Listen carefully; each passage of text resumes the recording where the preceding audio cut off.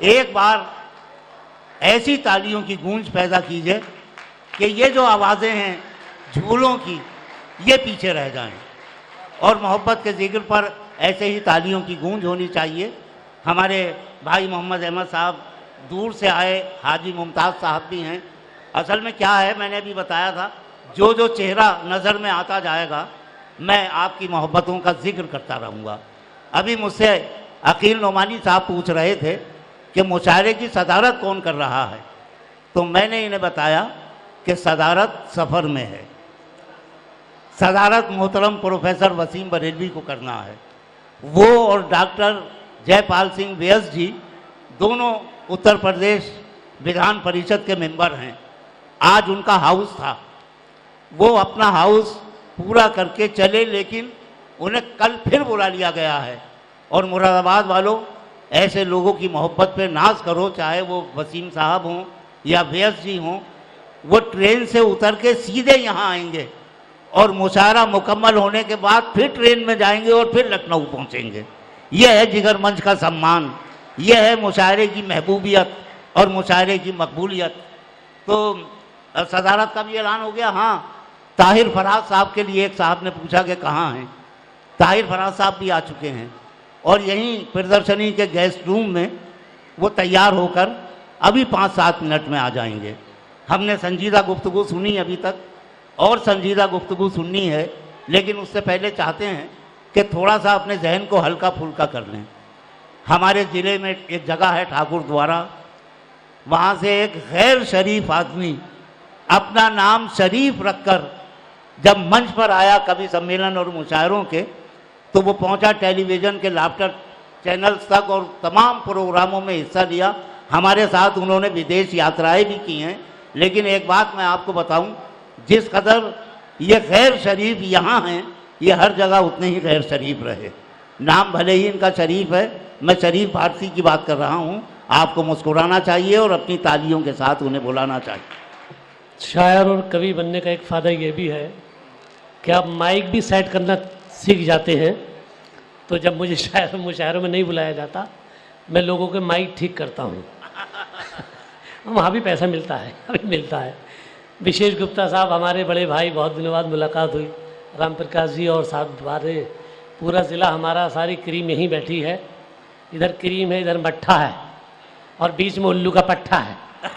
ये बड़ी परेशानी है दोस्तों। सारे काम हमें वही करने पड़ते हैं। मैं अपने घर की बात बताऊं भाई साहब, मैं तो बहुत खुश हूं मोदी जी से। मेरी बीबी का रंग बिल्कुल काला है, अंधेरे में खड़ी हो जाए तो पता नहीं चलता खड़ी कि नहीं खड़ी। जब वो हंसती है तो दांतों से पता चलता है कि खड़ी है। जब ये चर्चा चली काला धन बाहर निकालो, काला धन बाहर निकालो, मैंने कहा भाई सही चल रही चर्चा तो मेरे पास आके बड़ी डरी डरी सी बोली, न्यू जी तुम मुझे निकाल तो ना दोगे? मैंने कहा क्यों, कोई काला धन है क्या तू?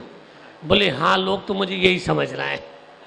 अच्छा, हमारे पड़ोसी हैं रामदेव जी, उन्होंने कह दिया काला धन सार्वजनिक करो, तो वो और दहशत में आ गई।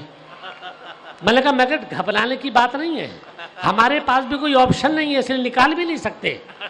थोड़ा बहुत काला धन रखेंगे तो कम से कम सीबीआई वाले तो आएंगे हमारे यहाँ। बोले इन्हीं के है। अच्छा, हमारे मोहल्ले में देखिए जब भी चल रही, बैंकों में बड़ी भीड़, एटीएम पे बड़ी भीड़। हमारे पड़ोस में एक सज्जन के खालू मर गए, वहाँ भी बड़ी भीड़। बोले खालू को देखने आ रहे हैं, तो एक आदमी भागा भागा आया। बोले भाई साहब ऐसे मत करो, लाइन लगा लो, ऐसे मत करो, लाइन लगा लो। बोले काहे की लाइन लगा लो, यहाँ खालू मरे पड़े हैं हमारे। बोले यार मैं समझा एटीएम है।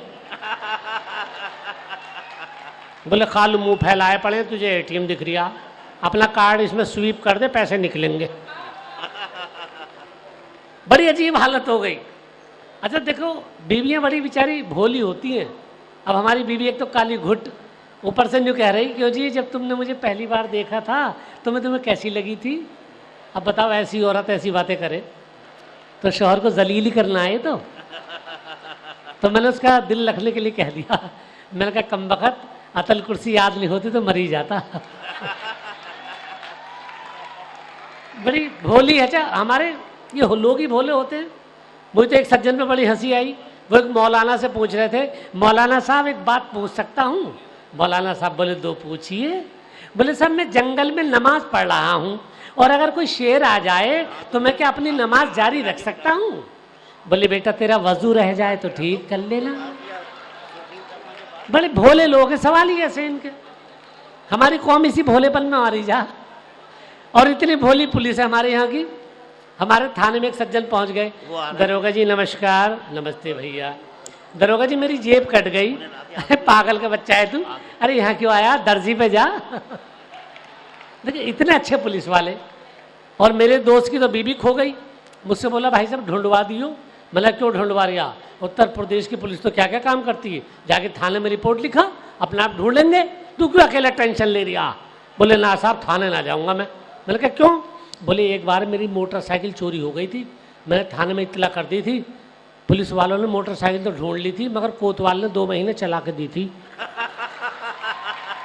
मैं ना जाऊंगा थाने, हाँ सही ना होते, जांच में 6 महीने लगा देंगे। भले खतरनाक पढ़े लिखे पुलिस वाले बैठे हैं ये। अच्छा बहुत बढ़िया माहौल। हमारे मुरादाबाद से तो बढ़िया मुशायरा कभी सम्मेलन का ही होता ही नहीं। मैं पूरी दुनिया में घूमता हूँ भाई साहब, अपने मुरादाबाद से बढ़िया मुशायरा नहीं। यहाँ पुलिस की कोई ज़्यादा व्यवस्था नहीं है, 5-6 खड़े थे वो भी आके बैठ गए। अरे बोले अपना आप होता रहेगा यार, क्या करना है, बिना वजह खड़े रहो। खड़े होकर मजा भी ना आता, नहीं बैठ के मजा आ, पूरी रात तो खड़े रहे बेचारे। एक कवि सम्मेलन मुशायरा मैंने देखा भाई साहब हरियाणा में, पीछे पुलिस लगा रखी, कप्तान वाला अलर्ट गेट पे। तो मैंने कहा कप्तान साहब ये 500 पुलिस वाले क्यों लगा रखे हैं? कह रहा कहीं वो मजमा भाग ना जाए। तो मैंने कहा जी चलो वो तो ठीक है, मगर 1000 महिला पुलिसकर्मी क्यों लगा रखी इनके पीछे? बोले कहीं पुलिस वाले ना भाग जाएं। सेटिंग का जमाना है, एक के पीछे एक लगा दो, भागेगा ही नहीं वो। तो बोले भाई ऐसे ही चल रहा देखो काम। और मैं और बता रहा हूँ आपको, ये हमारे विशेष गुप्ता साहब बैठे हैं, हमारे बहुत प्यारे दोस्त हैं, इतने भले हैं। लेकिन मैं कहता हूँ सब आदमी के अंदर कोई ना कोई कमी जरूर होनी चाहिए, वरना वो भगवान हो जाएगा, और ज्यादा कमी हुई तो आसाराम हो जाएगा। और एक और बात बढ़िया पुलिस वालों से संबंधित, एक गांव वाला बता रहा था गांव में, अरे भैया बड़े मजे आ गए, अब पुलिस ना बहुत मजे की हो गई। बोली काय की मजे की हो गई? 100 नंबर पुलिस चली तो कोई भी परेशानी हो ना भैया गांव में तो 100 नंबर डायल कर दो। अब रात को एक बुड्ढे के पेट में दर्द हो गया, लल्ला लगाइए जरा 100 नंबर, मरोड़ सी हो रही। भाई साहब ऐसी मरोड़ दूर करी, आज तक गैस ना बनी उस बुड्ढे के। पुलिस है उत्तर प्रदेश की, आ तो गई थी, गैस दूर करके चली गई। अब उस गांव में ही नहीं बनती गैस किसी के। लेकिन 100 नंबर वाले आ गए थे, एक तो 500 रुपये लेके गए और मरोड़ दूर कर गए। तो भाई देखो व्यवस्था बढ़िया होनी चाहिए प्रदेश में, सब बहुत अच्छा चल रहा है। और एक सब मुझसे कहने लगे साहब वो बाल बच्चे कैसे हैं आपके? एक जनरल सा सवाल है कि आपके बाल बच्चे कैसे हैं? मैंने कहा बाल ने तो हनी ने बिगाड़ दिए, और मैंने कहा बच्चे सनी ने बिगाड़ दिए। बोले हनी सनी है कौन ये? अरे मैंने कहा ये हनी यो हनी बच्चे बिगाड़ दिए। हर किसी के मोबाइल में उसकी फिल्में हैं, ना अम्मा की तस्वीर ना अब्बा की तस्वीर, सारी तस्वीरें उनकी। अब कर लो काम। अच्छा हमारी बीबी भी इतनी भली भोली, एक दिन बड़ी मेकअप करके आ गई वो हमारी कलूटी। कहले कैसी लग रही हूँ? मैंने बड़ी कातिल लग रही हो। बोले तुम तो हिंदी के भी कवि हो, हिंदी में कह दो। मैंने कहा बड़ी हत्यारिन लग रही हो। बोली हत्यारिन होगी तुम्हारी माँ, तुम्हारी बहन, तुम्हारी चच्ची, पूरे खानदान को 5 मिनट निपटा दिया। तो इनसे तो पंगे लेना बड़ा मुश्किल है। 4-6 शेर बर्दाश्त कर ले, नई गजल है, बिल्कुल मजा आ जाएगा। कि अंडों की तरह मेरे तो अरमा उबल गए। मंसूर भाई जी मेरे अंडे भी देख लो। हाँ नहीं पहले क्या पढ़ने लगे? नहीं पहले उबाल लो, मैं खा लूंगा, इत्मीनान रखो। ये तो ईमान से कुछ छोड़ ही ना रहे, हफ्सी हो गए, हफ्सी मुसलमान। अंडों की तरह मेरे तो अरमा उबल गए, उर्दू में आलू खाए तो आंसू निकल गए। ईमान से ऐसी चल रहा मामला। उर्दू में आलू खाए तो आंसू निकल गए, और नागिन का डांस करने पे ऐसी बहस हुई। अच्छा बारातों में नागिन डांस कौन करने बैठ जाओ, रुमाल लिया और टू टू टू। नागिन का डांस करने पे ऐसी बहस हुई, गोली चली बारात में, खालू निकल गए। लो कर लो डांस। अब फैला पड़ा कम बखत ऐसा पुलिस समेट रही। नागिन का डांस करने पे ऐसी बहस हुई, गोली चली बारात में, खालू निकल गए।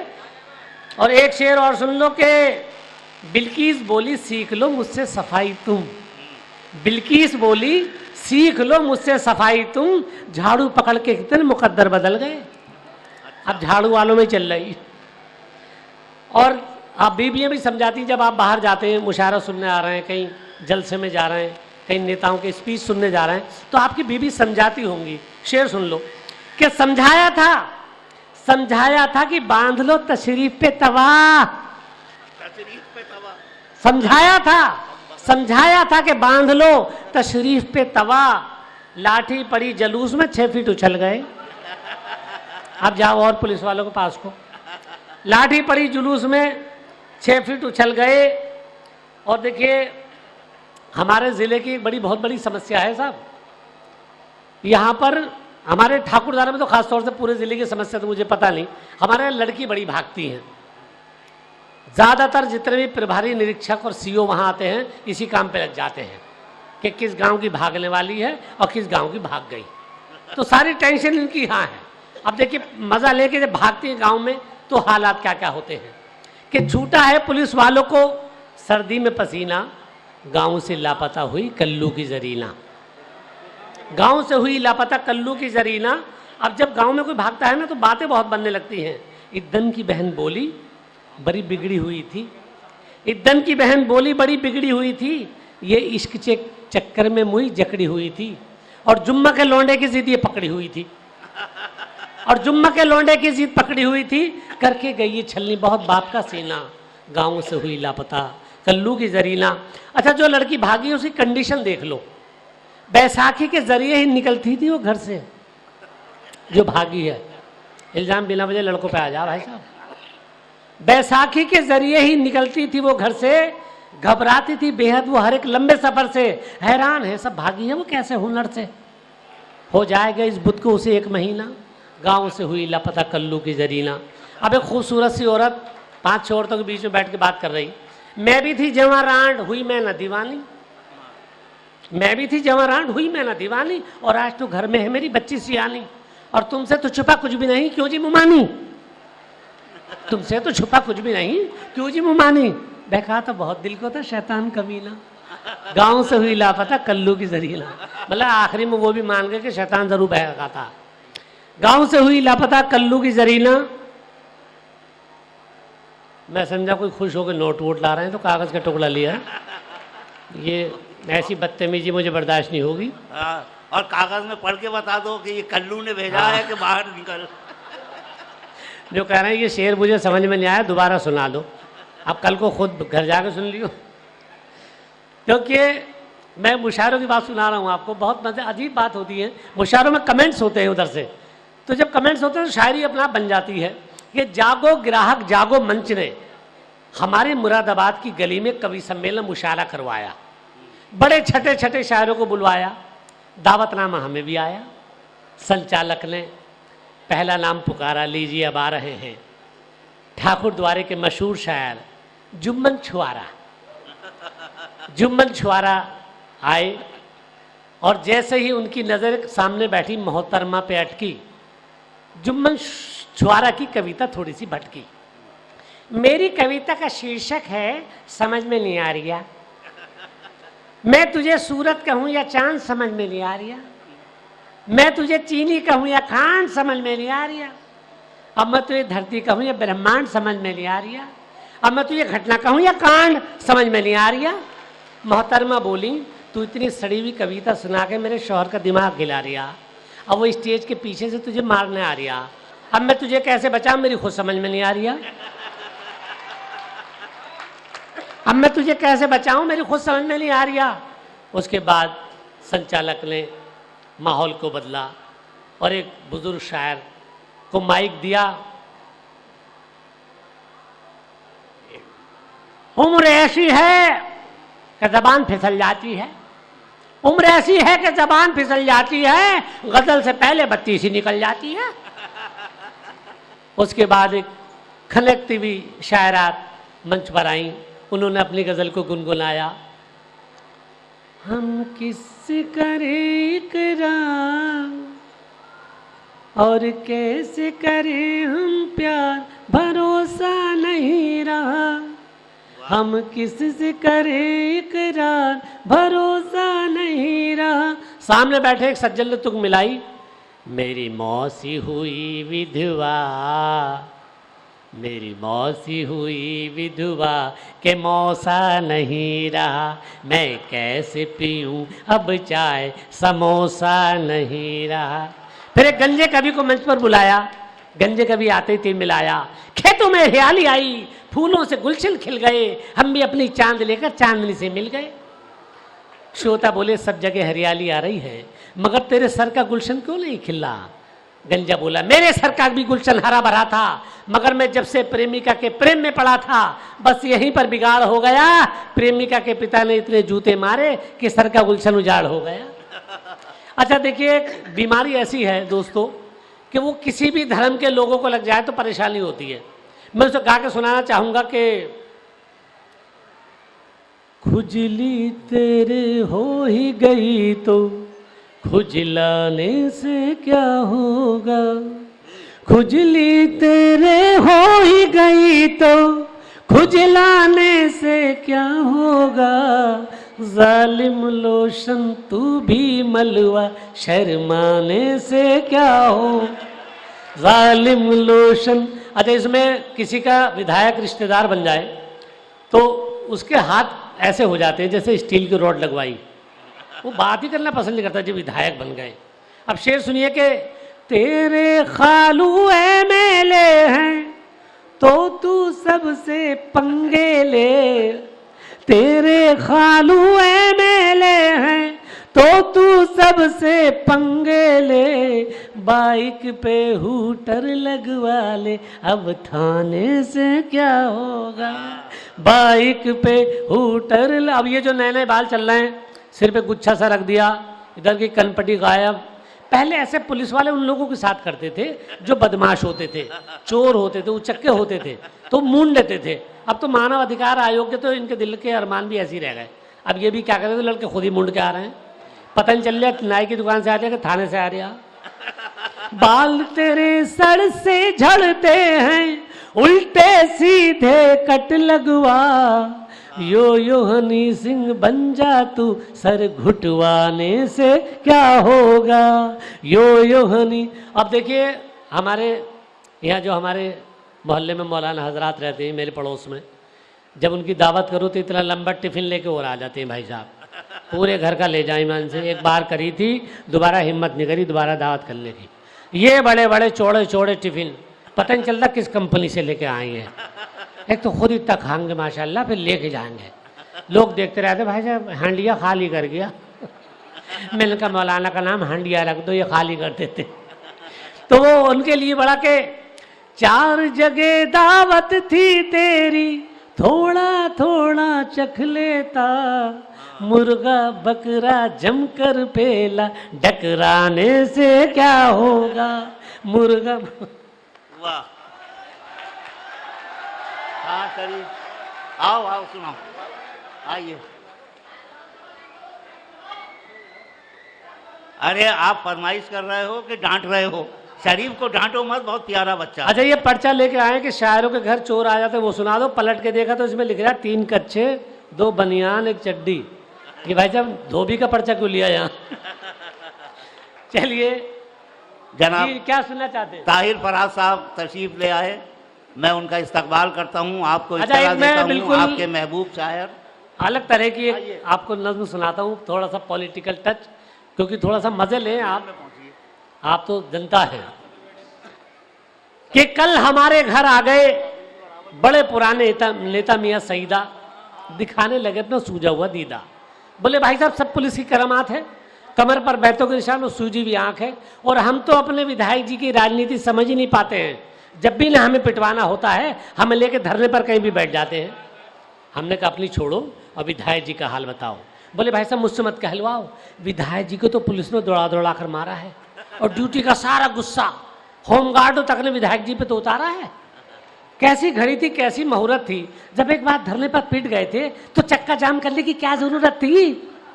इतने में मियाँ सईदा की घरवाली भी आई, उन्होंने 5-7 जली कटी बातें सईदा को सुनाई। अल्लाह जाने कौन सी पार्टी में चले गए हैं, हम तो समझ ही नहीं पाते हैं, जब देखो तब पिट के चले आते हैं।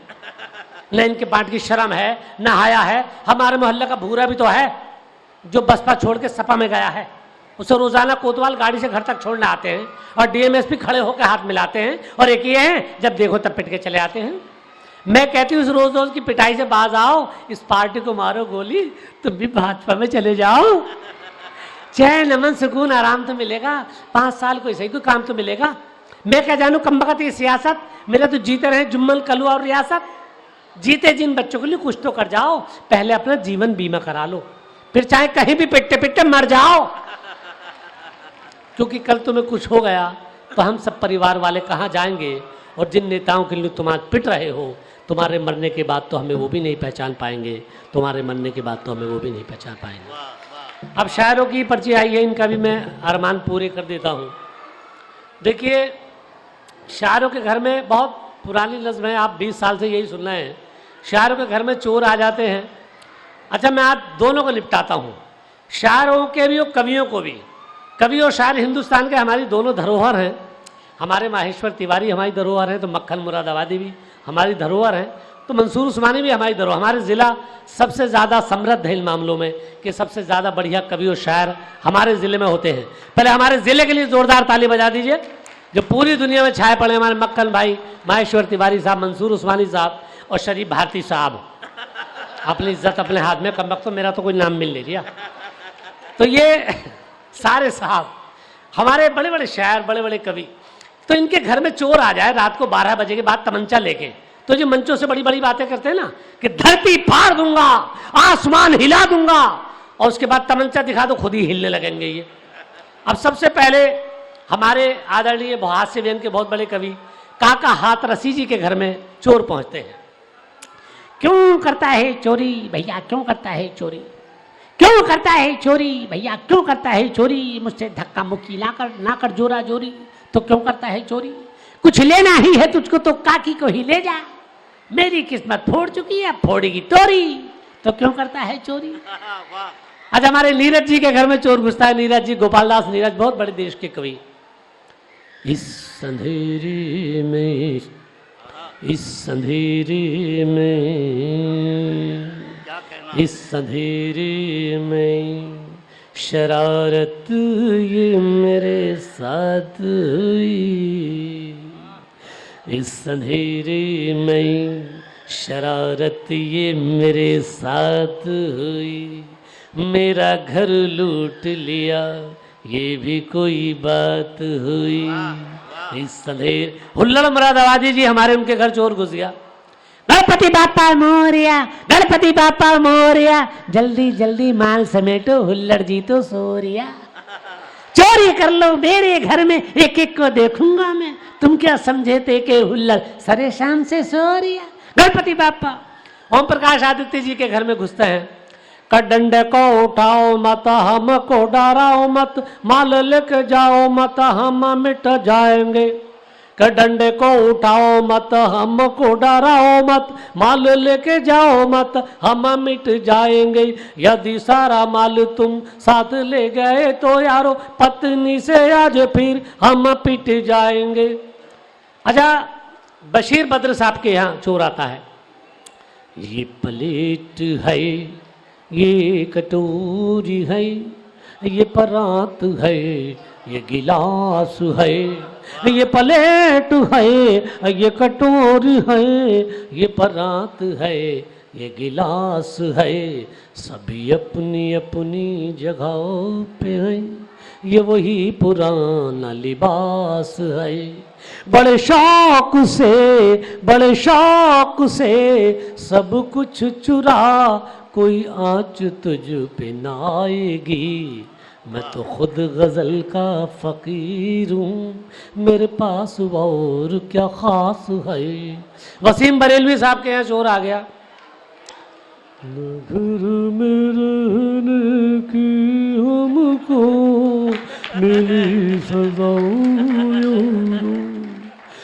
न घर में रहने की हमको मिली सज़ा,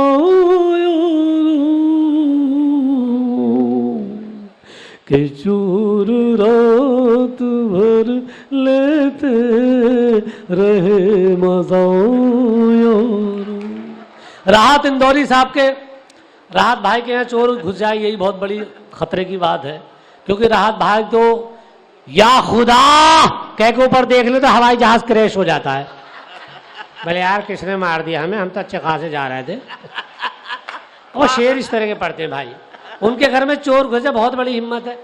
फिर चोर क्या बात करते हैं कि हमारी सेफ से धन को चुराया है ठाकुर, हमारी सेफ से धन को निकाला है ठाकुर, हमारे साथ ये कैसा घोटाला है ठाकुर, और दबा तो देता इसी वक्त टेंटुए को तेरे, मगर ये हाथ में क्या काला काला है ठाकुर, मगर ये हाथ में क्या काला काला है ठाकुर, मगर ये हाथ में क्या काला काला है ठाकुर।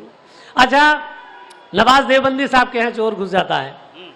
उसने मुझको ही सताया देर तक, यूं सता कर कुछ न पाया देर तक, मैंने चोरों की तसल्ली के लिए सारी जेबों को हिलाया देर तक। अच्छा, किसी खवातीन हमारी शायरा के घर में चोर घुस जाए, किसी कवित्री के, कंगन मेरे ये झुमके अजी सब ले जाइए, कंगन मेरे ये झुमके अजी सब ले जाइए, लेकिन शर्त मुझको गले से, अरे वाह,